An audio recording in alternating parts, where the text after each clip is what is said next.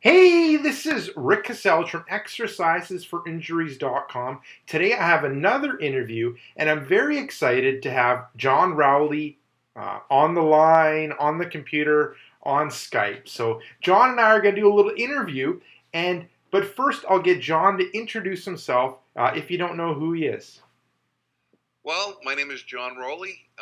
The media calls me America's lifestyle strategist. I'm a best-selling author. I'm a contributor to Fox News, Martha Stewart, The Wall Street Journal, and several others. I got a long and detailed story, so I don't want to get into all that right now. But my website, if you want to see anything, is johnrowley.net. Awesome. Yeah, John, you and I met in Tampa Bay or St. Petersburg in January. So it's good to kind of chat with you then, and learn a little bit more of your background. But we're kind of here to kind of talk about fitness. And one thing that I've noticed is there's been this shift out of away from doing dumbbell work, barbell work, kind of the old school gym work. Now, what are your thoughts on that? I haven't shifted too far from old. I'm an old guy. I've been around the gyms, since the '70s. I owned the gym Pumping Iron was filmed in, and I've also worked out at the Vertical Club in Manhattan and the New York Athletic Club. So I've been privy to both sides of the street, so to speak. I'm not a big fan of a lot of the things that go on today. Seeing people doing squats on balls, and there's a time and a place for certain types of exercise, I think. But what it is, in my opinion, certain things work. The basics work. If you're a basketball player, let's face it, practicing your free throws and jump shots works. If you're a baseball player, you practice batting, running, and fielding. If you're in fitness, resistance training works, cardiovascular training works to a degree, and proper nutrition works. When you start getting above and beyond that, in my opinion, it's people trying to figure out how to make a buck, how to stand out, how to make something look a little bit different. And does some of it work? Yeah, anything will work.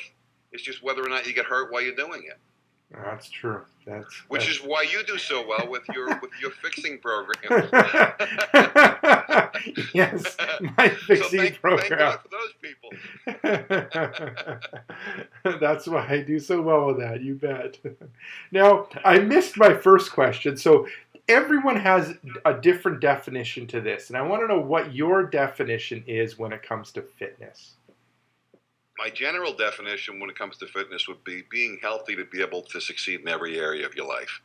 Mm-hmm. You can, and let me backtrack just a hair. I said I was in the bodybuilding industry. I was also the youngest senior vice president in Manhattan.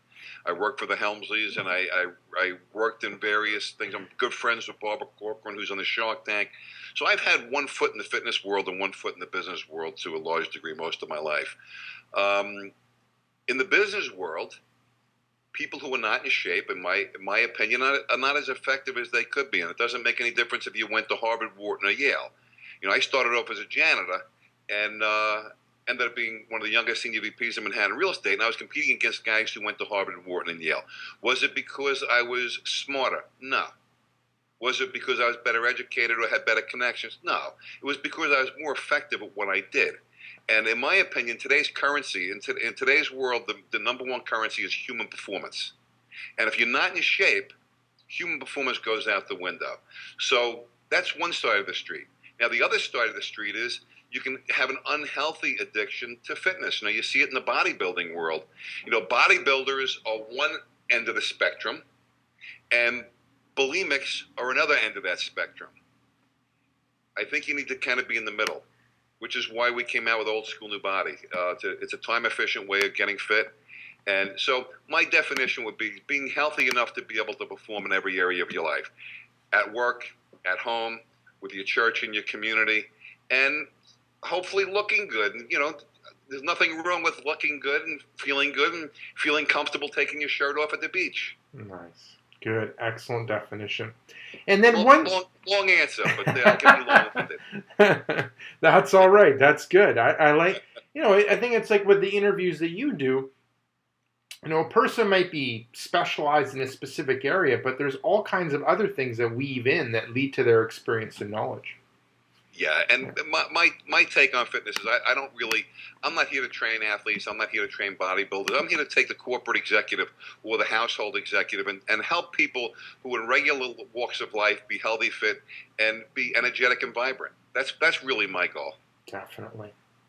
Now, one thing that you kind of talk about in old school new body, is about this that you shouldn't work out for more than 90 minutes a week. Maybe you can kind of expand on that and explain why. It's not that you shouldn't work out more than 90 minutes a week, but I find that 90 minutes a week is an effective time period. You could do it a little bit less, you could do it a little bit more, but let's face it. For the average person tells me when I travel the world, whether I'm in South Africa or the United States or anywhere in between, China or Kazakhstan, wherever I've traveled to, the biggest thing people always tell me is they don't have the time to get in shape. So 90 minutes, I'm trying to take that obstacle out of the way. Now, it doesn't mean you can't get in shape working out more or working out less, but 90 minutes is a nice chunk of change. It's 30 minutes 3 times a week. It'll get you in great shape. And this is actually, when I was in Manhattan real estate, this is how I worked out. I did not have a lot of time.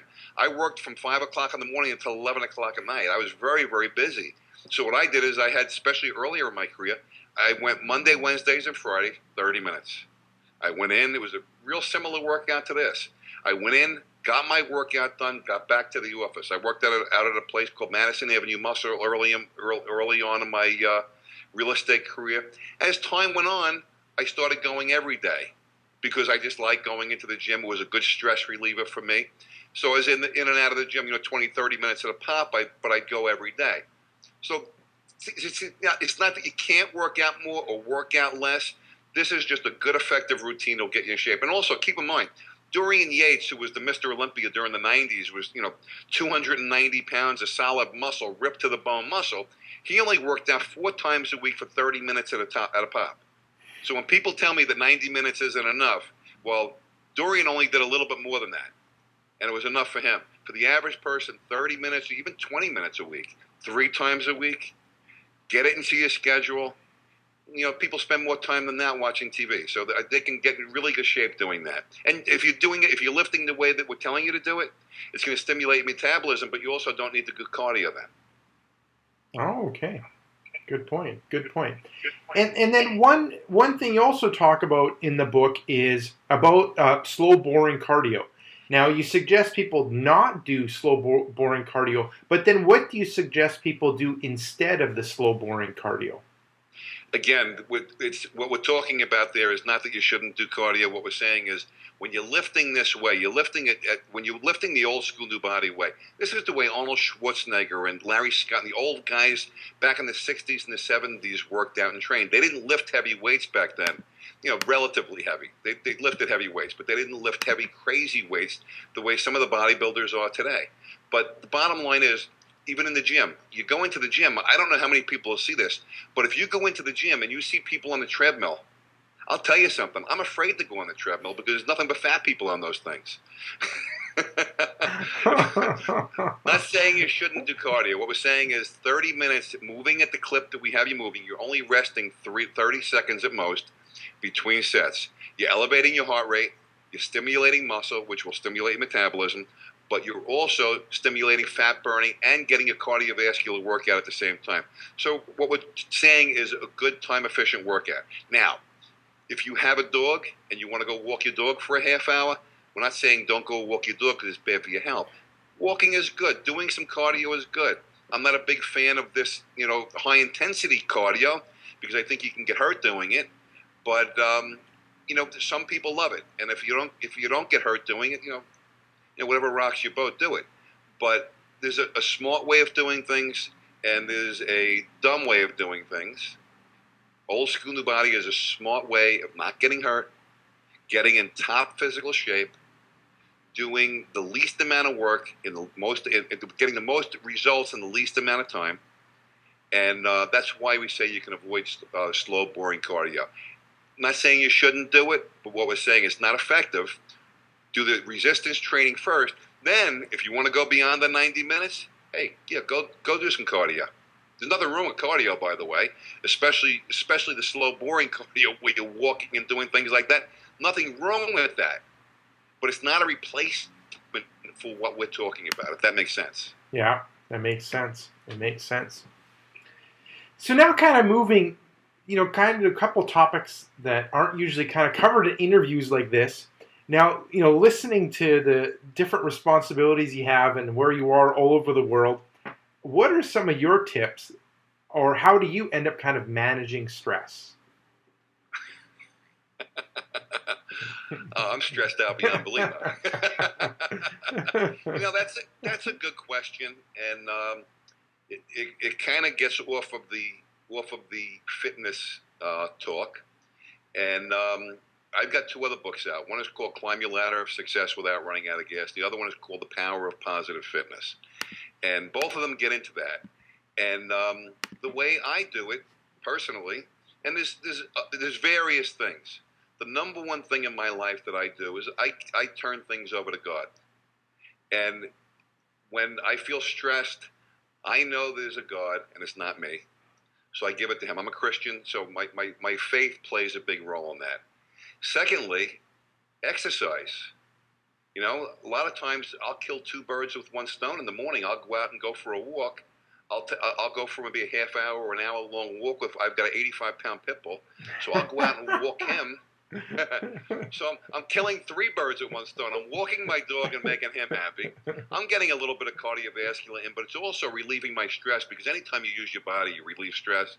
But then also, while I'm doing that, I call it a prayer walk. I'll go out there and I'll spend my time with my God praying.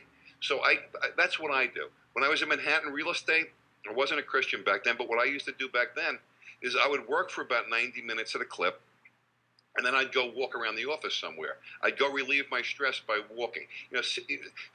Relieving stress is just a matter of, it's a mental and a physical thing. And typically, if you relieve the physical stress, the mental stress will a lot of times evaporate. So I would go to the gym at lunchtime. That was one thing I did. If I didn't go to the gym at lunchtime, I'd go for a walk. I like to stay active and to move. And let's face it, a lot of times stress builds up in your body, and it affects everything else. And your body, your mind, and your spirit are housed in your body. The Bible says that we're body, mind, and spirit. And I think God said put body first, because everything else is in your body. If your body's a mess, your mind and your spirit are going to follow. Awesome. And then what kind of goes hand in hand, which might be the next step after stress, is what do you suggest? Because I know from chatting with you at the meetings in Florida that you've got a lot of stuff on the go. How do you manage overwhelm? I'm really good at spinning a lot of plates. What overwhelms me is if I'm just dealing with one thing. That'll drive You know what it is? You have to know yourself. That is critical to success in any area of your life. If you're 7'2", 380 pounds, and your goal is to be a jockey, it's not happening. Regardless of how motivated you are, how psyched you are about being a jockey, your physical limitations aren't there. Just like we have physical limitations, we also have mental limitations. We have emotional limitations. Some people are just more emotional than others. Some people get overwhelmed if they've got too many things going at them at once. Others get overwhelmed if they just got to focus on one thing that drives them out of their mind. So for me personally, I keep a list of my projects. I use a online program called Basecamp that my whole team uses. We keep all of our projects there organized in there. I also use another thing. They're all with the same company. I use another thing called Rise, where I manage my contacts. And then I use another thing called Basecamp, where I communicate with my team through Basecamp instead of getting overwhelmed through email. So it works for me, but the key is setting a goal. If you have a project that you're working on, set a goal and get the darn thing done. So many people start a project and then they avoid the very thing they should do. Don't avoid it. Get something done, man. And I'll tell you something. I've worked in every kind of I'm an author, and I was in real estate, and I've owned construction companies, and I've owned a gym. And the common denominator among most people is they don't want to get anything done.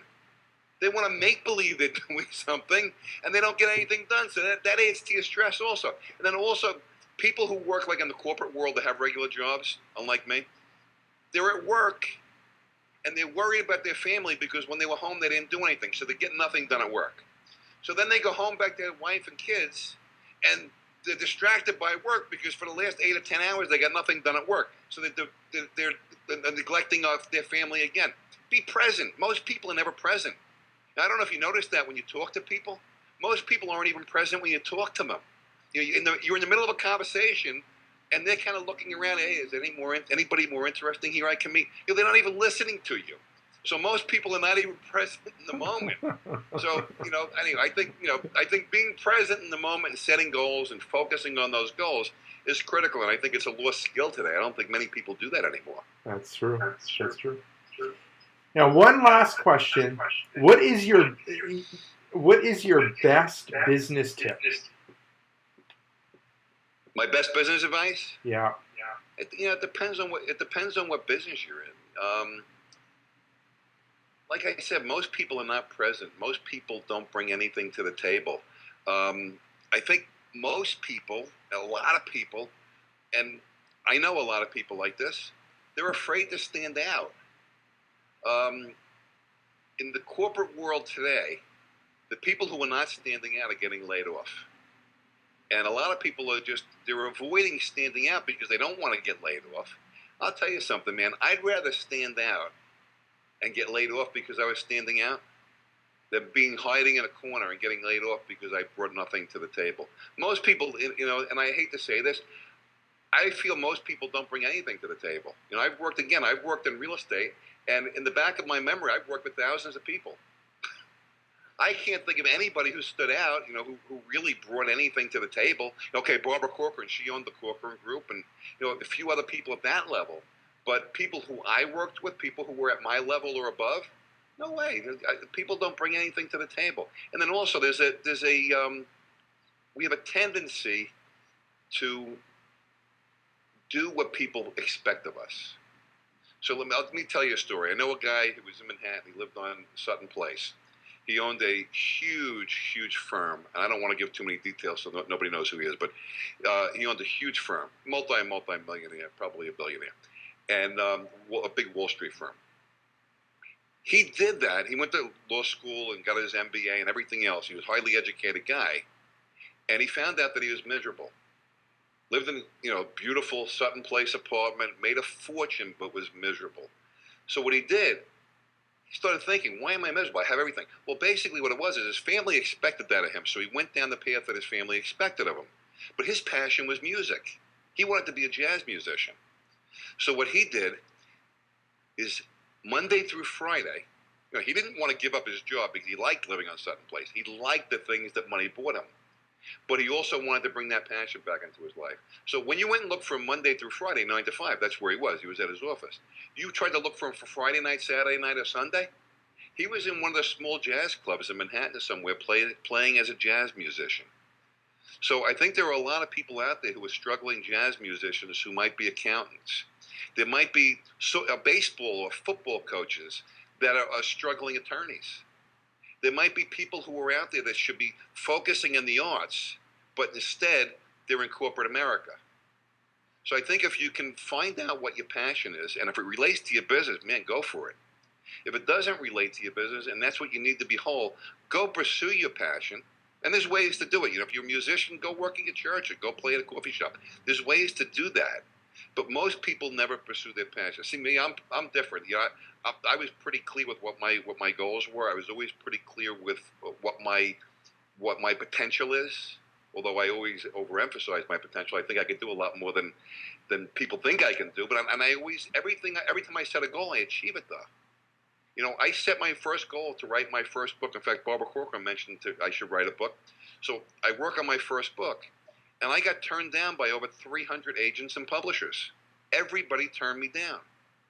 Well, when I finally got it published, it hit number 1. And if I would have listened to the critics, I never would have written my first book. If I would have listened to the critics, I never would have stopped being a janitor at Franklin K. Lane High School in Brooklyn.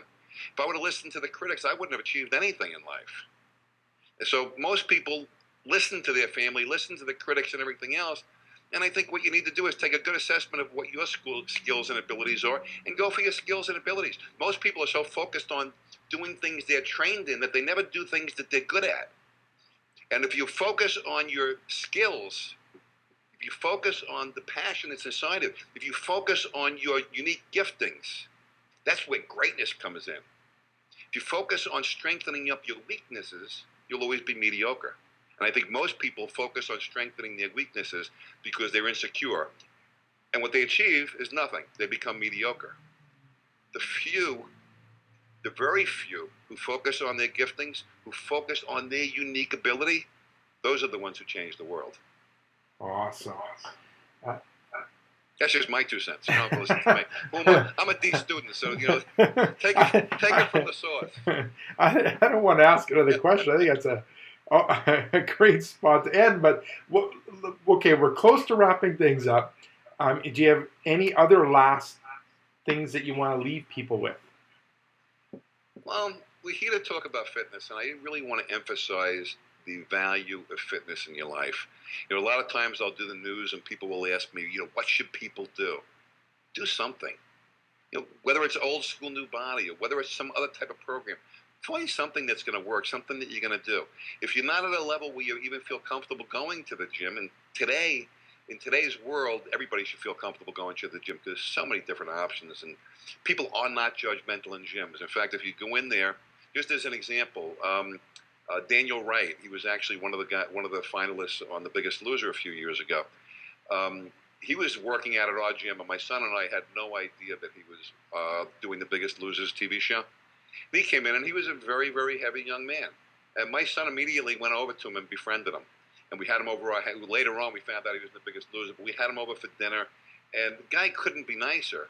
But usually, if you're out of shape, people in the gyms will embrace you. If you haven't been to a gym, they will embrace you. So my suggestion would be do something because it's going to affect every area of your life for the better. There's no downside of being physically fit. And if you're worried about not having the time, there are programs out there other than mine that will get it to you. But if you don't have anything else to do, just get in the habit of going for a walk. And that's really all fitness is. Fitness is a habit. Being unfit is a habit too, by the way. Eating bagels for breakfast, that's a habit. Replace it with something else.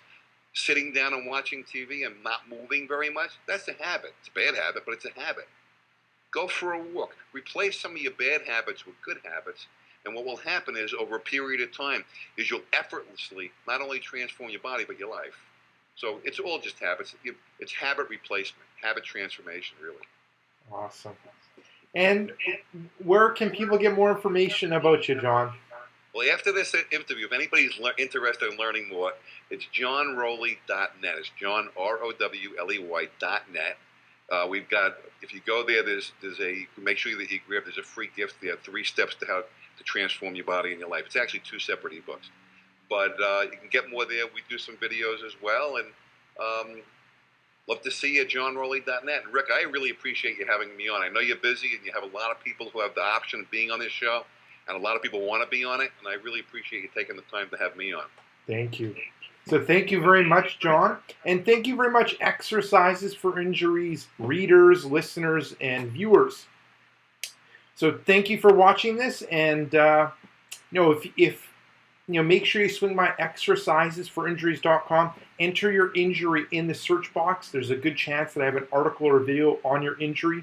Second thing, if you're watching this on YouTube, head up above and hit subscribe. And what that means is you'll get interviews like this and other videos every couple days. And let me know what you think of this interview or video. Just head down below. You can like it or leave a comment for John and I. But that's it. This is Rick Caselge and John Rowley saying take care and bye-bye.